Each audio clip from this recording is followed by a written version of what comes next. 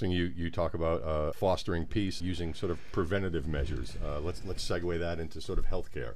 HR 676 is a bill that you co-wrote and sponsored. Just speak a little bit with our listeners Sure. about what you hope to accomplish. Well, as we have 60 members of Congress, 62 members who support the creation of HR 808, a cabinet-level Department of Peace and Nonviolence, so we have 72 members of Congress who support HR 676. Which will create the health care system all Americans are waiting for. It is Medicare for all. Why in the world should we be forever impeded by premiums, co-pays, deductibles? Everywhere people turn, the insurance companies make money not providing health care. Everywhere we go, people are not getting the care they need, even though they're paying big premiums. There are many people who can't afford insurance. 46 million Americans don't have any health insurance at all. Another 50 million are underinsured. Half the bankruptcies in America are connected to people not being able to pay doctor bills. So those who are listening know of stories of people who are not getting the care they need because they can't afford it. Well, we have to decide in our society, is health care a privilege or it's a right? If it's a privilege, then you're going to have to pay and pay and pay. Your premiums, your co-pays, and your deductibles are going to keep going up. But if health care is a right, then government has a responsibility to say, we need a not-for-profit system. And so what I've done in co-authoring this bill with John Conyers is to say, time to take the profit out of health care. And you know what's interesting?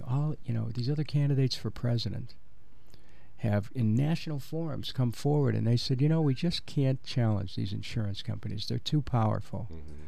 So that means the American people then are going to be left to the mercies and not so tender mercies of insurance companies who keep increasing premiums. And so the government then would do what? Subsidize the insurance companies, which is what some of my friends who are running want to do? I reject that. I think that it is time for us to establish a not-for-profit system and use all the resources in the system for health care, not for corporate profits, not for stock options, not for executive salaries, but for health care, not for the cost of paperwork, 15 to 30% in the private sector. Put all the money into care for people.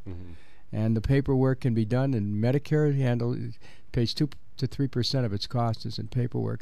So I think of people who are listening who may have some health care needs that aren't being met because they don't have money, and I say in America, that's just wrong. We need to rescue this country from the clutches of these insurance companies who have the political system so tied up that even candidates for president say they can't do anything about it. Well, you know what I said? I've told my friends, I said, if they're not up to that, they should step aside because I'm ready. I'm ready to take on this challenge and to push to provide health care for the American people. Well, it's such an important issue, and especially when you consider that our healthcare system supports 3 of the most profitable businesses in this country: the big pharmaceutical, the insurance companies, and the big hospital conglomerates.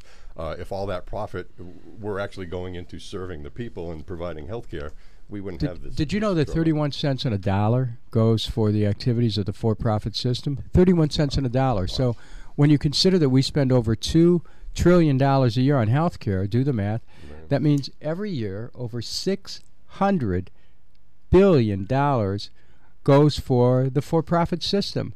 Now, if you took that money, that $600 billion, and it went right into health care directly, we would have enough money to, and I want everyone here to think about this. Think about what it would mean to have, if you needed glasses or your children needed glasses, be paid for free. Dental care, free. Prescription drugs, free. Long-term care. A lot of families have to give up everything they've ever worked for their lives to get long-term care for a loved one. That would be covered.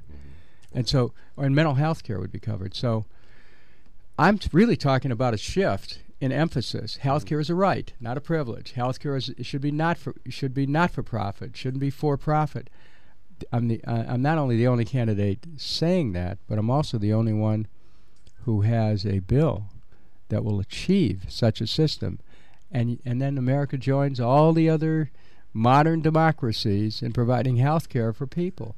And our major corporations also join in that, where GM, for instance, spends, last I heard, about $1,500 per car on healthcare courses. So they cannot compete with the Japanese and the German companies where they have a more comprehensive. You raise a very interesting point, and that is it's companies, large and small, are being drained by the increased premiums, co-pays, and deductibles. Our auto industry has found it very difficult to be able to compete against countries who are subsidizing their production by having free health care for their workers. To me, this makes good sense socially, for business, economically, morally. It works in every way to say that everyone should be covered. Now the thing I want to point out to you is that in this presidential campaign, all of the candidates are saying universal health care. Universal health care, universal health care. You'll hear that over and over. But not all universal health care proposals are alike. Many of the proposals simply ask the government to provide more subsidies to the insurance companies so that maybe some more people could be covered. So the point is that some insurance companies want universal health care as long as the government gives them more subsidies so they can have bigger profits.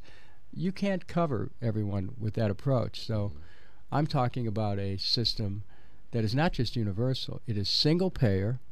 It is not for profit. It is Medicare for all. So when you have these other presidential candidates come to town, ask them if they're talking about not-for-profit or if they're keeping the for-profit insurance companies in business. Because if they're keeping the for-profit insurance companies in business, then what they're basically talking about is more of the same. Premiums, co-pays, deductibles. That is what sends everybody into despair.